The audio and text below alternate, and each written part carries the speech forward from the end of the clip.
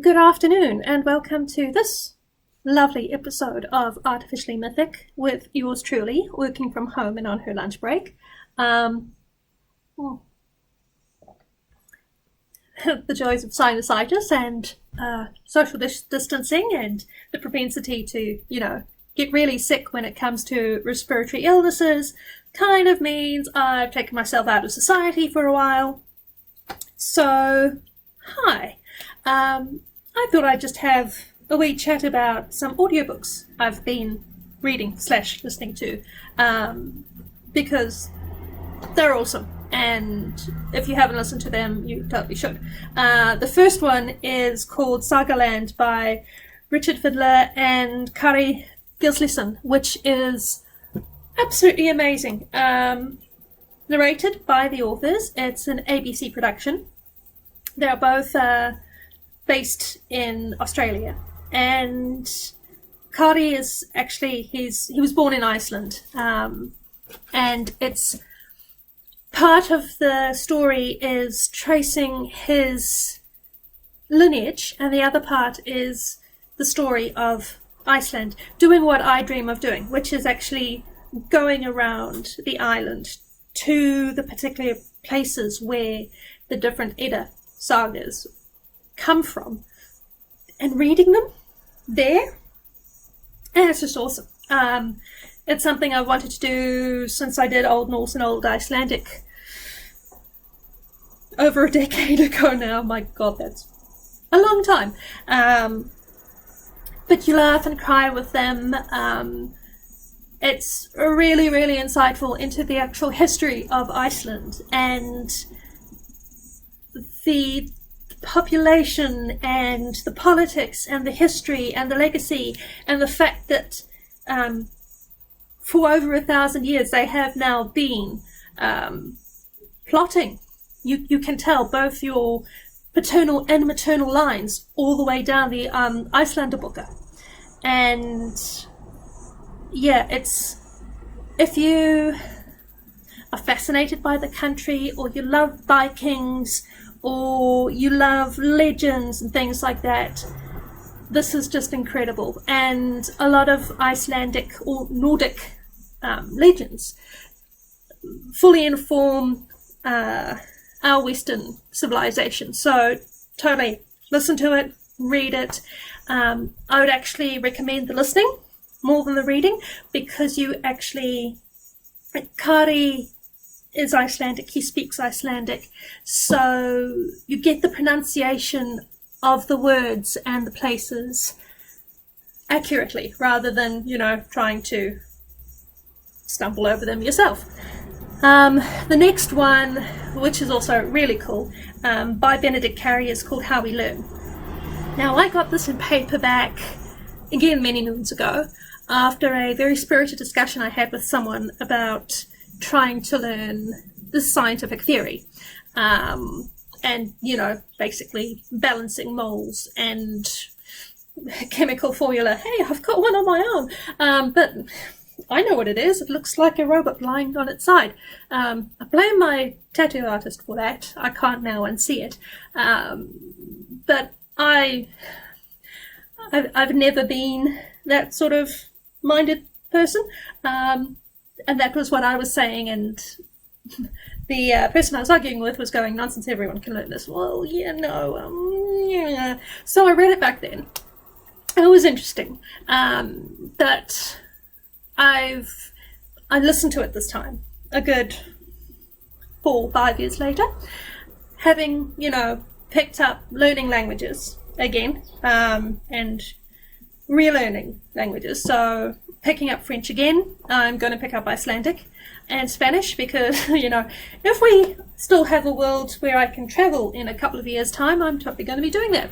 So, it's good.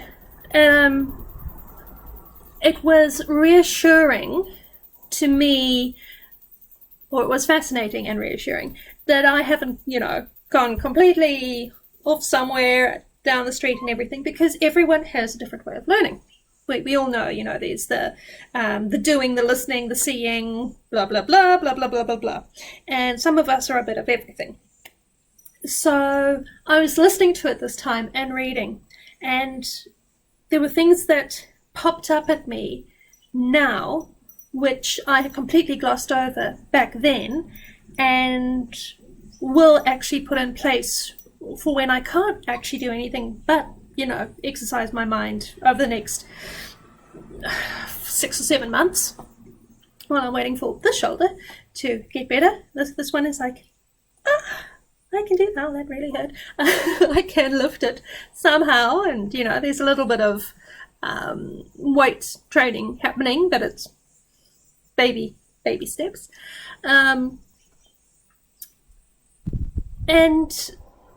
having done a lot of cognitive behavioral therapy and working with others about how people learn and doing professional development and the evolution of lifelong learning, or what learning means, or what teaching means, or how is the best way to teach, or basically retain information, because information overload everywhere. This particular book, even though it was written a good 8 or 9 years ago now, is still really, really relevant. So if you put it this way, I wish I had read it as a 17-year-old about to start my final year at high school. I wish I had this particular book going through uni. It takes a lot of stress out of learning. It gives you a scientific way of showing how to actually plan your learning for maximum retention, and how that can then work for different things. And it's got the scientific examples, and it's great. And it's totally something that I'm going to foist onto a lot of educators. I already have done that to Dad. Hey, Dad.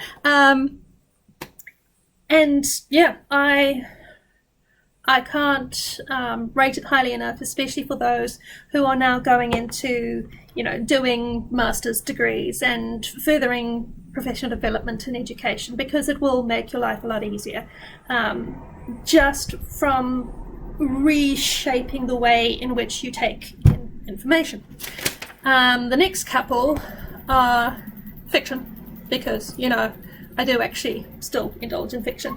The first one, a friend of mine messaged and said, you have to get this book.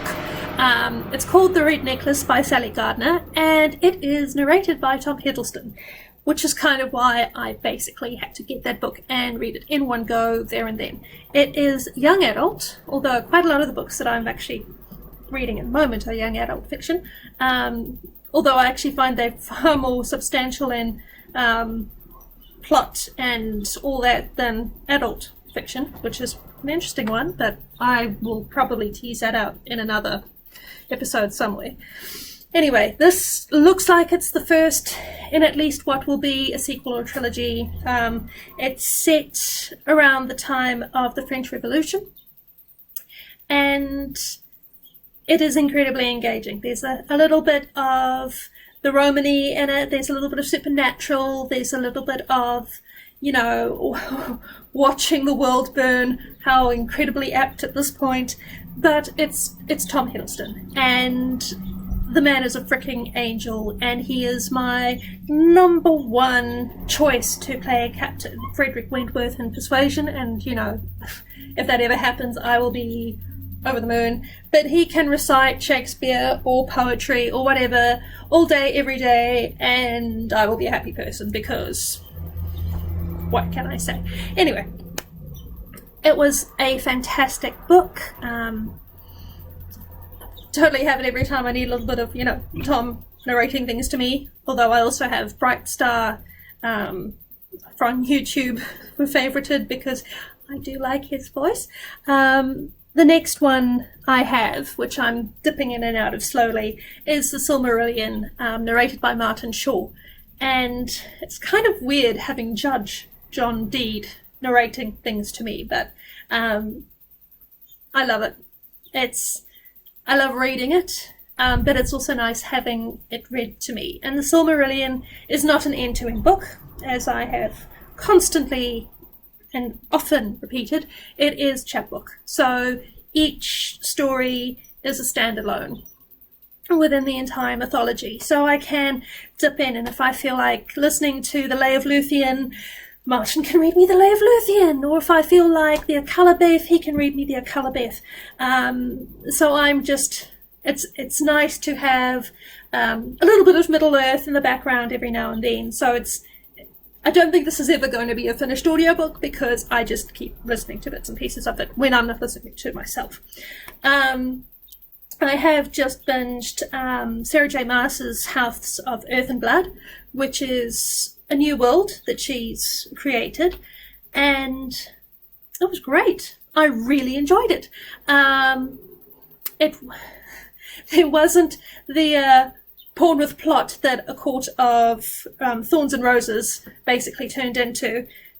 This is so frustrating, because the possibilities and the promise of the premise, ooh, lots of peas, in that plot, sorry, it was completely unintentional, that having Fair and Rysand basically doing it every second page was like, okay, I'm really over this now, get on with the story. Whereas Throne of Glass, I love Selena, slash Aelin, who, you know, basically plot twist, whatever. The snark there. Bryce is far more grown up than they are, but this was her first foray into basically adult fiction, although the only difference between Throne of Glass and House of Earth and Blood, did I get that right? Yes, Earth and Blood, is the age of the characters. Like maybe the protagonist's 5-6 years older than Selena, but it is really, the world building's great. I like the sass. I love the sass. I'm here for the sass. So that was pretty much an end to end. I do have Cassandra Clare's Last Hour's Chain of Gold on audiobook, but I started listening to it, and I'm actually going to wait for the copy that I pre-ordered to turn up. It's one that I'm actually going to need to read. Some books I can't listen to, and this one seems to be one I can't listen to. And the other one, ooh, it's the 16th, which I have on pre-order and should be getting today, very exciting, is the novelization of The Rise of Skywalker. Hopefully it does what The Force Awakens and The Last Jedi novelizations do, which is give all the background and context, all the deleted scenes, all the bits and pieces that you kind of go, wait, what? In the movies have been explained in the novels for the last two, so I'm hoping it happens for this one. I actually really enjoyed The Last Jedi more after reading the novelization and then rewatching it. So I may be one of the few people who actually didn't mind The Rise of Skywalker. Yeah, it was a bit naff, but within the entire space opera context, everything made sense. Spoiler alert if you haven't seen it. If you haven't seen it, where the hell have you been for the last God knows how long? Ben Solo had to die. He did. I'm gutted he did.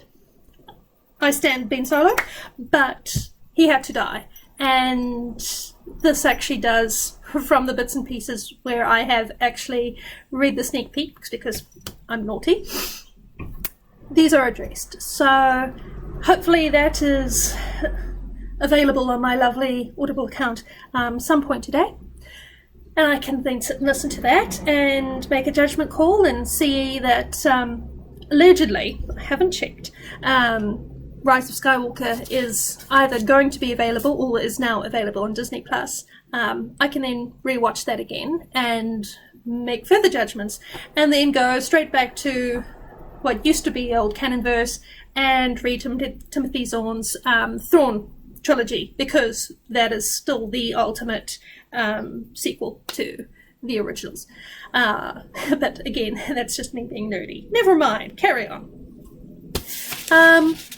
Yeah, I basically have been living books when I haven't been, rolling which was awesome because, oh my god, I got a Rickroll and actually lived being a 2007 meme last weekend, which, yeah, I'm still giggling about. Not this past weekend, the weekend before. And aha, because that was really cool. And if the world hasn't ended by November, I'll be, David Gray, white lettering, because that's also going to be fantastic. But yeah, that's life. At the moment, it's listening to my audiobooks or reading my books or watching Picard because I'm actually really enjoying it, or listening to all my old school music. I've been on a real 80s bender the last couple of weeks, and yeah, that's all Rick Astley's fault. And drinking stupid amounts of tea and coffee to keep my liquids up, and basically getting on with life. I don't quite know what I'm going to do without live cricket and other live sport at the moment, although, reruns anybody. But keep safe, everybody. I'll be back either in writing or another random vlog in the next, I don't know how long. Depends on how terrible this one is. I might talk a bit about Centre, or, something else fun that I've been up to, or somewhere I've went, or, an entire year's worth of memories to dredge up and discuss and talk to a computer screen and see if there's anyone out there actually listening. So, nice to see you all. Even though, like I say, I'm talking to a camera. Wash your hands. Wakanda forever, and live long and prosper. See you on the flip side.